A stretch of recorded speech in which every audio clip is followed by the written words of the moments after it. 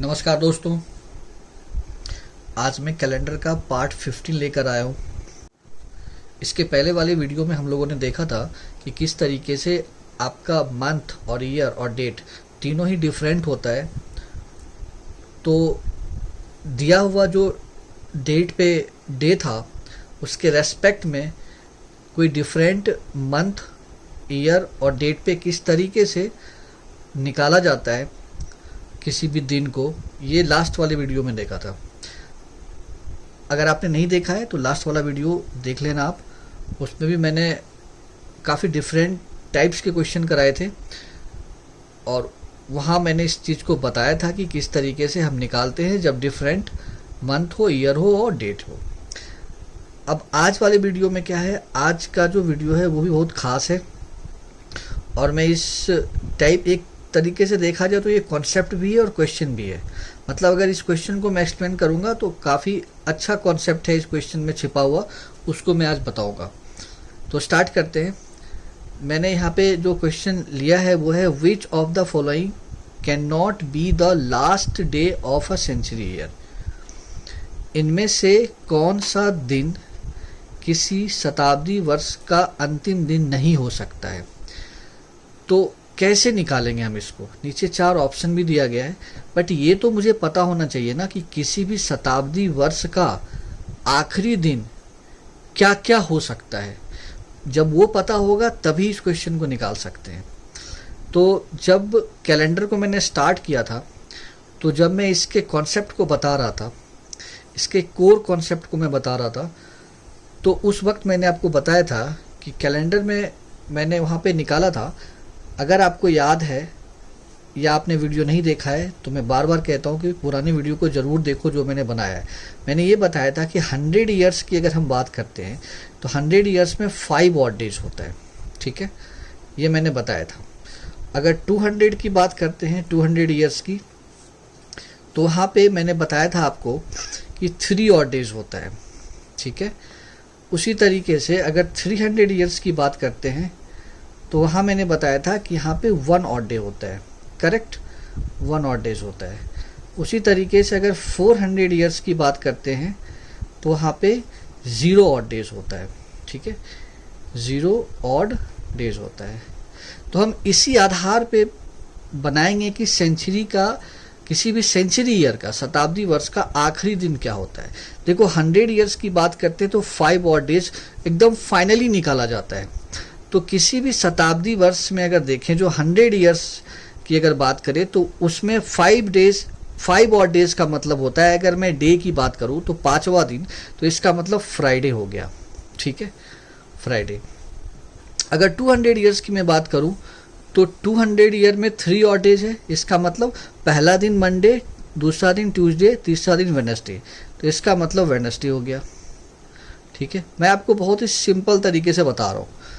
उसके बाद 300 ईयर्स की बात करें तो 1 ऑड डेज होता है, जिसका मतलब हो गया मंडे, ठीक है। और अगर मैं 400 ईयर्स की बात करूं तो 0 ऑड डेज आ रहा है, 0 का मतलब हो गया, अगर मैं 0 की बात करूं तो संडे हो गया, ठीक है, संडे हो गया। तो कहने का मतलब ये हो गया कि किसी भी शताब्दी वर्ष का आखिरी दिन क्या हो सकता है, फ्राइडे हो सकता है, वेडनेसडे हो सकता है, मंडे हो सकता है और संडे हो सकता है। ये शताब्दी वर्ष का आखिरी दिन हो सकता है और डेज के अकॉर्डिंग मैंने निकाल के बताया आपको, ठीक है। अब अगर इस क्वेश्चन की बात करें तो इसमें कहा जा रहा है कि which of the following can not be the last day of a century year. इनमें से कौन सा दिन किसी शताब्दी वर्ष का अंतिम दिन नहीं हो सकता है। तो भाई ये सब तो हो सकता है, तो ऑप्शन पे हम जाते हैं। तो मंडे तो हो सकता है, ठीक है, उसके बाद वेडनेसडे भी हो सकता है, उसके बाद फ्राइडे मेरा आया है, फ्राइडे भी हो सकता है, बट ट्यूसडे नहीं है, तो ट्यूसडे नहीं हो सकता है। और एक बात मैं और बता देता हूँ, इसमें से ट्यूसडे और थर्सडे और क्या बच गया, ट्यूसडे हो गया, थर्सडे हो गया और एक सैटरडे जो इसमें नहीं आ रहा है। तो ये हो सकता है, ठीक है। ये जो दिन मैंने लिखाया है ये किसी भी सेंचुरी का लास्ट जो डे होता है वो नहीं होता है। क्या? ट्यूसडे, थर्सडे और सैटरडे। लास्ट डे किसी भी सेंचुरी ईयर का क्या हो सकता है? फ्राइडे हो सकता है, वेडनेसडे हो सकता है, मंडे हो सकता है, संडे हो सकता है। तो ये तो बात था जो मैंने आपको निकाल के बताया इस क्वेश्चन का। आप चाहे तो इसको क्रॉस चेक भी कर सकते हो। कैसे क्रॉस चेक करोगे? देखो 400 ईयर्स तक का 100, 200, 300, 400 यही साइकिल बार बार रिपीट होता है। 400 के बाद फिर से स्टार्ट होगा 100, 200, 300, तो ये साइकिल बार बार रिपीट होगा। जैसे मैं एग्जाम्पल लेता हूँ, उससे भी मैं बता देता हूँ प्रूफ करके कि ऐसा क्यों होता है। जैसे मैं ले लेता हूँ 31 दिसंबर 1700, ठीक है। तो मैं इसका निकालते हैं क्योंकि ये आखिरी दिन है और ये सेंचुरी ईयर है, तो निकाल के देखते हैं कि एक्चुअली क्या था इस दिन, ठीक है। मैं प्रूफ करने के लिए आपको बता रहा हूँ, ये यहाँ तक करेक्ट है। डेट कोड अगर देखोगे 31 है, दिसंबर मंथ का मंथ कोड 6 होता है, जो मैंने आपको बताया था मंथ का कोड 144025036 इस पे चल रहे हैं, ये मेरा मंथ कोड है। तो दिसंबर का ये हो गया। Last 2 digit 00, complete leap year निकालने के लिए जाते हैं तो यहाँ पे 0 उसको 4 से डिवाइड करते हैं, तो 4 से डिविजिबल नहीं है, तो 0 0 रहने दो। ये कितना हो जाएगा 7 और ये कितना हो जाएगा 3, फिर 7 से डिवाइड कर लेते हैं, तो 7 5 35, ठीक है। तो रिमाइंडर यहाँ पे कितना आ रहा है? रिमाइंडर 2 आ रहा है, ठीक है। और 1700 के केस में मैंने क्या बताया था? 1900 को मैंने बताया था कि बेस ईयर लेते हैं जहाँ पे रिमाइंडर आंसर होता है, उसके नीचे आते हैं तो हम लोग, आपको मैंने बताया था रिमाइंडर में 2 ऐड करेंगे, फिर नीचे आएंगे तो रिमाइंडर में 4 को ऐड करेंगे, तो 2 + 4 कितना हो जाएगा 6। और मैंने बताया था कि इस तरीके से जब सॉल्व करोगे तो पहला जो डे होता है हम लोग संडे को कंसिडर करते हैं, ठीक है। तो अगर हम इस तरीके से बढ़ेंगे तो 6 वाला जो डे होगा वो क्या आ जाएगा? फ्राइडे। तो एक बात तो प्रूफ हो गया।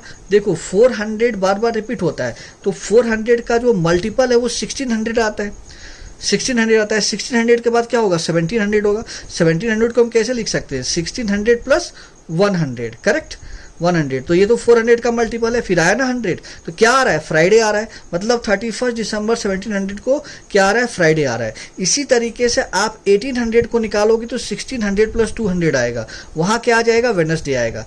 आप निकाल के चेक करना, इसी तरीके से आएगा। तो मेरे कहने का मतलब ये है कि किसी भी सेंचुरी ईयर का लास्ट डे जो होगा वो फ्राइडे हो सकता है, वेडनेसडे हो सकता है, मंडे हो सकता है, संडे हो सकता है। तो अगर मैं इस क्वेश्चन को बनाऊंगा तो इस 4 में से चेक किया मैंने, मंडे हो सकता है, वेडनेसडे हो सकता है, फ्राइडे हो सकता है, ट्यूसडे नहीं हो सकता है, तो इसलिए मैंने ट्यूसडे पे क्लिक किया। जैसे दूसरा एग्जाम्पल भी देखते हैं। ये तो चलो 1700 ले लिया, अब एक और एग्जाम्पल ले लेते हैं ताकि आपको अच्छे से समझ में आ जाए। मैं ले लेता हूँ 31 दिसंबर 1800, ठीक है। ये भी सेंचुरी ईयर है और लास्ट डे है। तो कैसे चेक करेंगे? देखो 1800 को हम क्या लिख सकते हैं? इसको हम लिख सकते हैं 1600 + 200। मतलब देखो 400 का मल्टीपल आ रहा है ना, मतलब बार बार ये रिपीट होगा। 400 का मल्टीपल जो मैंने 100, 200, 300, 400 लिखा है, ये अगेन एंड अगेन रिपीट होता चाहता है, यही साइकिल, तो यही वाला आता रहेगा। जैसे इसका मैं क्रॉस चेक कर लेता हूँ मैनुअली निकाल करके। जैसे डेट कोड हो गया 31 दिसंबर, मंथ का कोड हो गया मंथ कोड के अकॉर्डिंग 6, लास्ट 2 डिजिट 00 हो गया, सेंचुरी ईयर है। कंप्लीट लीप भी यहाँ पे 00 होगा। सबको ऐड कर लेते हैं, 7 + 3 37, ठीक है। यहाँ पे भी वही आ रहा है, तो अगर हम इसको ऐड कर इसको 7 से डिवाइड करते हैं तो रिमाइंडर यहाँ भी कितना आ रहा है? 2 आ रहा है। अब एक बात बताओ, 2 आ रहा है रिमाइंडर, और 1800 के केस में मैंने क्या बताया कि अगर नीचे जाते हैं 1900 से तो इवन नंबर मतलब 2 ऐड कर लेते हैं पहले, तो कितना आ गया? 4 आ रहा है, ठीक है। अब आप थोड़ा सा ध्यान करो, संडे को मैंने क्या बताया था? पहला डे मानना है। मंडे क्या होगा? Second, Tuesday 3rd, Wednesday 4th। देखो वेडनेसडे आ रहा है, वेडनेसडे आ रहा है यहाँ पे। तो इसी तरीके से 1900 का भी निकालेंगे तो 1600 + 300 तो मंडे आ जाएगा। उसी तरीके से आप 2000 का निकालोगे तो उसका लास्ट आ जाएगा संडे आ जाएगा, ठीक है। तो आप इस तरीके से आप जो भी आप निकाल सकते हो एक एक करके, तो उससे ये पता चल जाएगा कि लास्ट डे सेंचुरी ईयर का क्या क्या आता है। तो मैं उम्मीद करता हूँ कि आपको ये बात समझ में आ जाएगा। धन्यवाद।